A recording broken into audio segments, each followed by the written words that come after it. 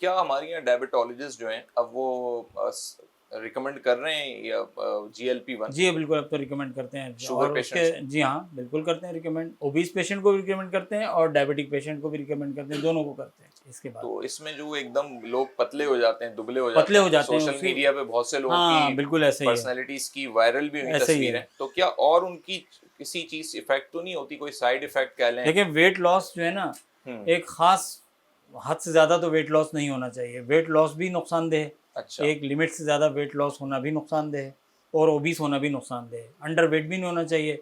जैसे अगर आपका BMI है, बॉडी मास इंडेक्स, हम्म। वो अगर 18 रख लें हम, तो ये मिनिमम है। सही। इससे नीचे अगर होगा तो वो अंडर वेट कहलाएगा। तो तो अंडर वेट जो है वो बहुत सारी मुश्किलात का शिकार हो सकता है, उसको इन्फेक्शन हो सकते हैं, उसको जल्दी बीमार हो सकता है।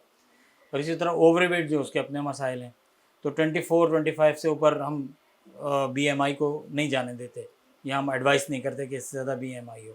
तो जो लोग प्रॉब्लम इसमें GLP-1 पे आते हैं, क्या उनकी खुराक भी बदली जाएगी, डाइट में प्लान दिया जाएगा, या वो नॉर्मली वही जो डाइट कार्बोहाइड्रेट्स है, ले रहे हैं, शुगर भी चल रही है? शुगर नहीं चलनी चाहिए। अच्छा। शुगर के पेशेंट अगर है तो उसके लिए जो एडवाइसेबल चीज़ है वो ये है कि उसने वो शुगर नहीं लेनी जो वाइट शुगर? वाइट शुगर कहलाती है, जो इमीडिएटली एब्जॉर्ब हो जाती है और शुगर लेवल को बढ़ा देती है। अच्छा।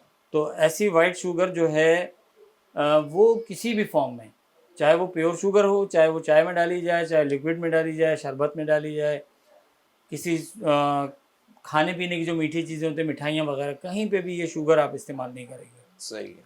लेकिन कॉम्प्लेक्स कार्बोहाइड्रेट है, रोटी है और किसी हद तक चावल हैं, ये आप पेशेंट को दे सकते हैं।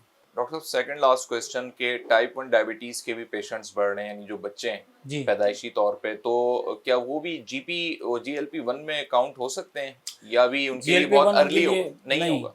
बिल्कुल इसलिए नहीं कि GLP-1 को तो खुद इंसुलिन चाहिए। अच्छा। GLP-1 पैंक्रियाज को स्टिमुलेट करेगा, इंसुलिन रिलीज होगी। जब इंसुलिन ही उसके अंदर मौजूद नहीं है तो उसमें सिवाय इंसुलिन के और कोई ऑप्शन तो नहीं ये है। टाइप 1 के जो होते हैं बच्चे, इनको फिर किस तरीके से ट्रीट किया? इंसुलिन। इंसुलिन से। ये खुराक की तो हमने बात की ही, लेकिन क्या खुराक के अलावा भी इसमें फैक्टर हैं? जो लोग हम देख रहे हैं, जवान जवान लोग, लड़के, स्टूडेंट्स डायबिटीज का शिकार हो रहे हैं, क्या उसके पीछे वजह हो सकती है?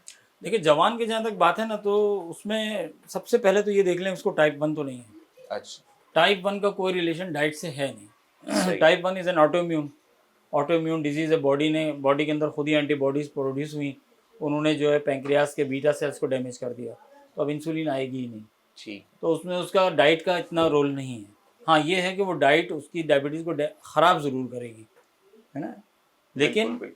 जो दूसरे लोग हैं, यंग ही हो बेशक, 20 ईयर्स को क्रॉस कर गए बिलफर्ज, उनके अंदर अगर डायबिटीज़ हो रही है तो उसमें आप टाइप 1 को भी, इंसुलिन को भी देख लें।